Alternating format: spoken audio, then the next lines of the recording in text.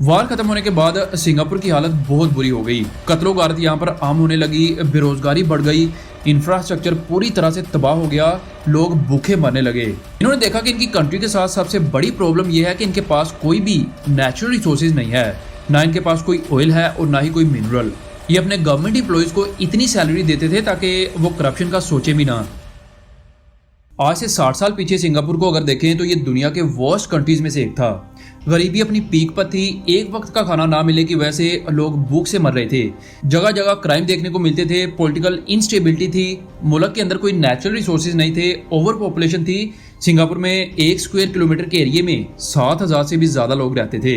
अगर आप इसे कंपेयर करें पाकिस्तान जैसे कंट्री से, जहां पर स्क्वायर किलोमीटर के एरिया में सिर्फ 300 लोग रहते हैं।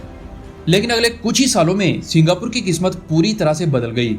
जहां पहले लोग भूख से अपनी जान दे रहे थे, वहीं आज सिंगापुर में हर 6 में से एक शख्स करोड़पति है और ये दुनिया के सेकंड और एशिया के नंबर 1 पे आता है जीडीपी पर कैपिटा के लिहाज से, जो कि यूके, यूएसए और फ्रांस जैसे डेवलप कंट्री से भी कहीं ज्यादा है। आज यहाँ पर करप्शन और क्राइम का नामो निशान तक नहीं है और ये वर्ल्ड के क्लीनेस्ट कंट्रीज में से एक है। लेकिन यहाँ पर सवाल ये उठता है कि आखिर कैसे ये वर्स्ट कंट्री आज दुनिया का बेस्ट कंट्री बन पाया और कैसे सिर्फ एक शख्स ली कुआन यू ने सिंगापुर की पूरी किस्मत बदल कर रख दी। आइए जानते हैं आज की इस वीडियो में। Singapore is a tiny country, so tiny you can drive across the island in just an hour. Despite its size and lack of natural resources, Singapore's 5.6 million people enjoy one of the highest average incomes in the world, ahead of countries like Germany, France and Japan. Singapore की अगर आप location देखें तो ये south east Asia में Malaysia और Indonesia के बीच में वाक़ है। ये इतना छोटा कंट्री है कि अगर ये एक डेवलप कंट्री ना होता तो शायद ही वर्ल्ड मैप में भी लोग इसे ढूंढ पाते।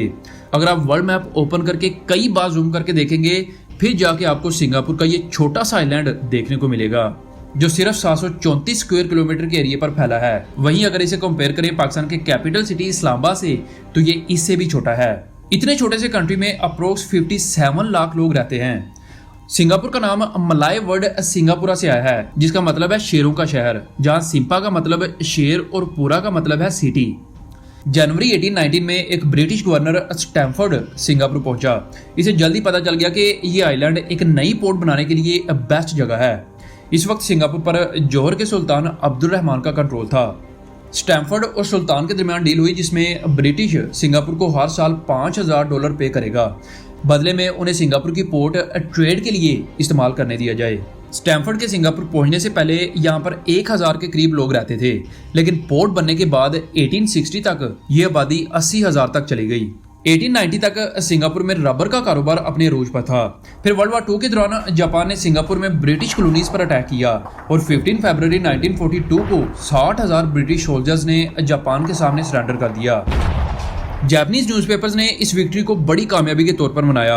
हालांकि ब्रिटिश का दोबारा से 1945 और 46 के दरमियान सिंगापुर पर कब्जा करने का प्लान था, लेकिन उससे पहले ही वर्ल्ड वार खत्म हो गई। वार खत्म होने के बाद सिंगापुर की हालत बहुत बुरी हो गई। कत्लो गारत यहाँ पर आम होने लगी, बेरोजगारी बढ़ गई, इंफ्रास्ट्रक्चर पूरी तरह से तबाह हो गया, लोग भूखे मरने लगे। टाइम को थोड़ा सा फास्ट फॉरवर्ड करते हुए अब आते हैं इसकी आज़ादी के टाइम पर। 9 अगस्त 1965 को सिंगापुर मलेशिया से आज़ाद होकर एक इंडिपेंडेंट स्टेट बन गया और ली कुआन यू यहाँ के पहले प्राइम मिनिस्टर बनते हैं। सबसे पहले इन्होंने अपने आसपास की कंट्रीज के साथ अच्छे रिलेशंस बनाए। इन्होंने देखा कि इनकी कंट्री के साथ सबसे बड़ी प्रॉब्लम यह है कि इनके पास कोई भी नेचुरल रिसोर्सेज नहीं है, ना इनके पास कोई ऑयल है और ना ही कोई मिनरल। अपनी इकोनॉमी को ग्रो करने के लिए आखिरी ऑप्शन बस यही है कि फॉरेन इन्वेस्टमेंट को यहाँ पर अट्रैक्ट किया जाए, इंडस्ट्रीज लगाकर ऐसी प्रोडक्ट्स बनाई जाए जो दूसरे कंट्रीज में बेची जा सकें। इन्होंने एजुकेशन पर भी फोकस करना शुरू कर दिया ताकि ज़्यादा से ज़्यादा लोग पढ़े लिखे बने। सिंगापुर की लोकेशन ने भी इसे डेवलप करने में एक इम्पोर्टेंट रोल प्ले किया। ये state of Malacca, Indian ocean और साउथ चाइना सी के करीब है।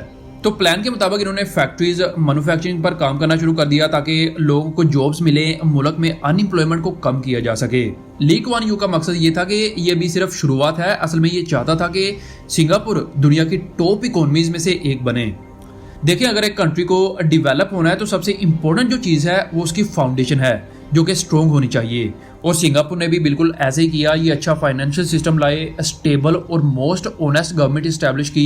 ये अपने गवर्नमेंट एम्प्लॉयज़ को इतनी सैलरी देते थे ताकि वो करप्शन का सोचे भी ना। एफिशिएंट पब्लिक ट्रांसपोर्ट और हेल्थ केयर जैसे कई सेक्टर्स में काम किया, जिससे सिंगापुर को ग्रो करने का मौका मिला।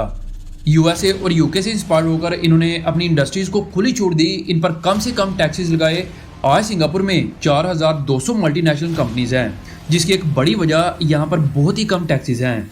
सिंगापुर ने बहुत सी ऑयल कंपनीज को जैसे शेल और एस्को को कहा कि आप हमारी कंट्री में ऑयल रिफाइनरीज लगाएं, जिससे 1970s तक सिंगापुर दुनिया का तीसरा सबसे बड़ा ऑयल रिफाइनरीज वाला कंट्री भी बन गया। 1980s में भी इनकी इकोनॉमिक सक्सेस जारी रही। अनएम्प्लॉयमेंट रेट 3% तक गिर गई और 1999 तक जीडीपी ग्रोथ एवरेज 8% तक बढ़ती रही। चैंगी एयरपोर्ट को 1981 में खोला गया। ये वही एयरपोर्ट है जो आज दुनिया के बेहतरीन एयरपोर्ट्स में से एक है, जहां आज 100 से भी ज़्यादा एयरलाइंस ऑपरेट करती हैं और इसे एशिया का लार्जेस्ट ट्रांसपोर्टेशन हब भी कहा जाता है।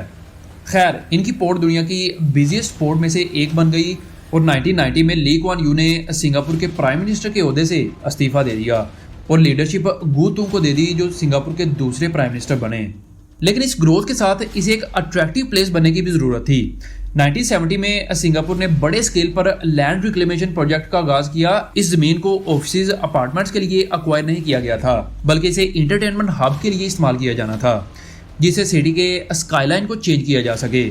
यहाँ पर कसिनोज खुलने लगे, दुनिया के बेहतरीन स्पोर्ट्स को होस्ट किया जाने लगा, जैसे कि F1 रेस हो गई और बाकी स्पोर्ट्स।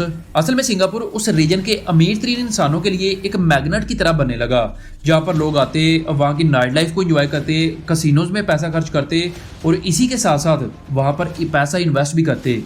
सिंगापुर में टोटल एसेट्स की वैल्यू ली सिन लूंग, जो इनके तीसरे प्राइम मिनिस्टर थे, इनकी लीडरशिप में $420 बिलियन थी, जो 2024 तक यानी 20 सालों के अंदर यही वैल्यू आज $5 ट्रिलियन के करीब है। आज सिंगापुर वर्ल्ड के मोस्ट डेवलप्ड कंट्रीज में से एक है।